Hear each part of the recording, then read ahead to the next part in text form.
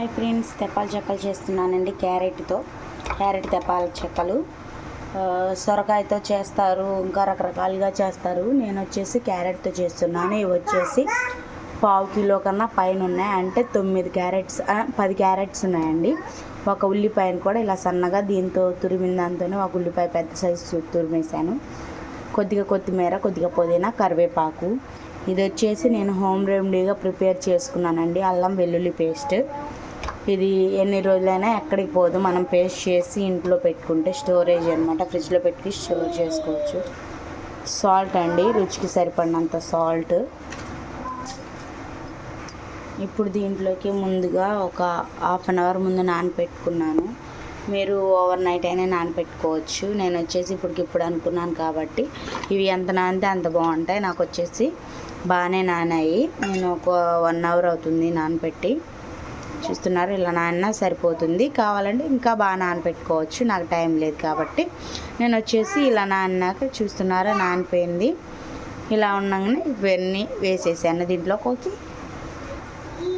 మనం ఒక 1/2 table spoon కారం అనేది వేస్తున్నాను. నేను చిన్నపిల్లలు తింటారని చేస్తున్నానండి.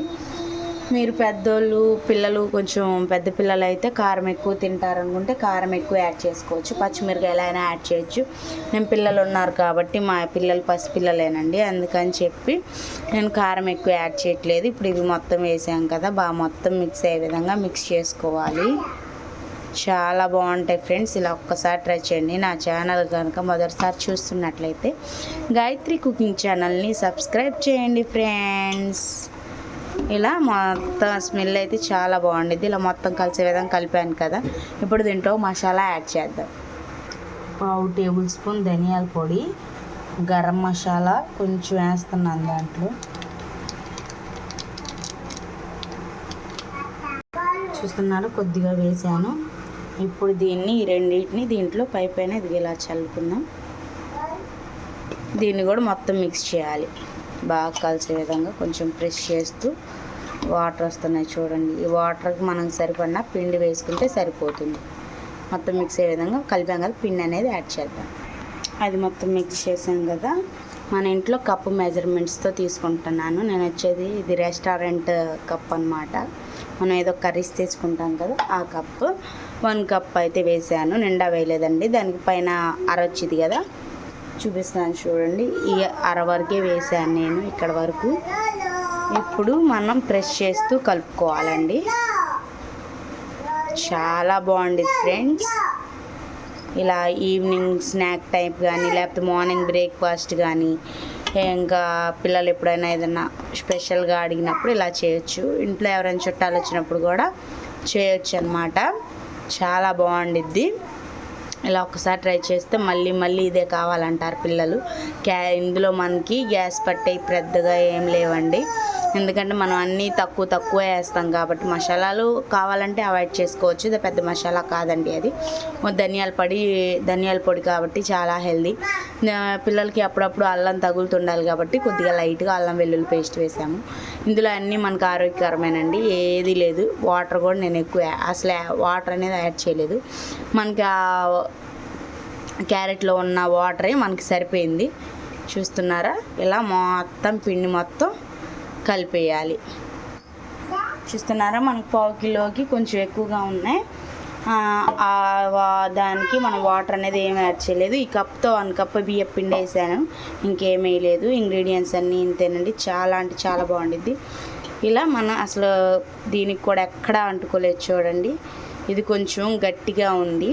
ఇంత గట్టిగా ఉంటే మనం ఇలా ప్రెస్ చేసేటప్పుడు మనకు కొంచెం చేయనొప్పి వచ్చింది. దీనికి కొంచెం వాటర్ యాడ్ చేయని అవసరం లేదు. కొంచెం లైట్గా వాటర్ ఇలా తడి చేసుకొని ఇలా ఒత్తుతూ ప్రెస్ చేసుకుంటూ ఆయిల్లో వేసేయటమే. వీడియోలో చూపిస్తున్నట్టుగా ఇట్లా కొంచెం వాటర్ తీసుకొని ఇలా కొంచెం ప్రెస్ చేస్తూ అనండి. మొత్తం వాటర్ అనేది సరిపోతాయి. మనం వాటర్ చిలకరించినట్లయితే కొంచెం ఎక్కువ అయితే ఉండదన్నమాట. మరీ జోరుగా ఉండకూడదండి. కన్సిస్టెన్సీ నేను చూపిస్తున్నాను చూడండి. కొద్దిగా వాటర్ అనుకొని ఆ ముద్దనంతా ఇలా ప్రెస్ చేస్తూ ఇలా వత్తాలన్నమాట. చూడండి వీడియోలో ఎలా చూపిస్తున్నానో అలా చేయండి. మీకు మంచి టేస్ట్ అనేది ఖచ్చితంగా దొరికిద్దండి. ఇప్పుడు మనకి పిండి ముద్ద అనేది రెడీ అయిపోయింది. చూస్తున్నాను, మనకి ఇలా మెత్తగా ఉంటే సరిపోతుంది. ఇందాక గట్టిగా ఉంది, ఇప్పుడు మెత్తగా ఉంది. మళ్ళీ మనం కొంచెం ఒత్తుకునేటప్పుడు లైట్గా వాటర్ యాడ్ చేస్తాం కాబట్టి సరిపోతుంది. ఇప్పుడు ఈ ముద్దనంతా కొద్దిగా ఇలా పక్కకు అనుకొని ఒక 15 మినిట్స్ పక్కన పెట్టేయాలి. లోపు ఆయిల్ అనేది హీట్ ఎక్కిద్ది. ఇది ఒక 15 మినిట్స్ ఉంటే ఏంటంటే పిండి బాగా అనేది టేస్ట్ వచ్చిందండి. ఇలా ఒక చిన్న రౌండ్ చేసి ఇలా ఒక చిన్న కాగితం తీసుకోవాలి, దాని మీద ఇలా ప్రెస్ చేయాలన్నమాట. మనకి చట్నీ కాగితాలు కవర్లు అలా దొరుకుతాయి కదండి, లేకపోతే మామూలు కవర్ ఉండిద్దిగా కూరగాయలు తెచ్చే కవర్, ఆ కవర్తో అయినా చేసుకోవచ్చు. నేను వచ్చేసి చట్నీ కవర్ తీసుకున్నాను అనమాట. ఇలా మనకు కావాల్సిన సైజులో నేను వచ్చేసి చిన్న సైజు చేస్తున్నాను అనమాట. ఇవి ఇలా చేసుకుంటేనే బాగుంటాయి, మరి పెద్దగా ఉంటే పెద్ద బాగోవు అనమాట. ఇప్పుడు దీన్ని ఇలా ప్రెస్ చేసాం కదా, ఇది తీసి ఆయిల్ కాగిందో లేదో చూసుకుంటాం కోసం ముందుగా మనం ఇలా ఒక చిన్న గోళీని చేసుకొని జస్ట్ ఇలా మధ్యలో సెంటర్ ప్రెస్ చేసి ఈ ఆయిల్లో వేసేయటం.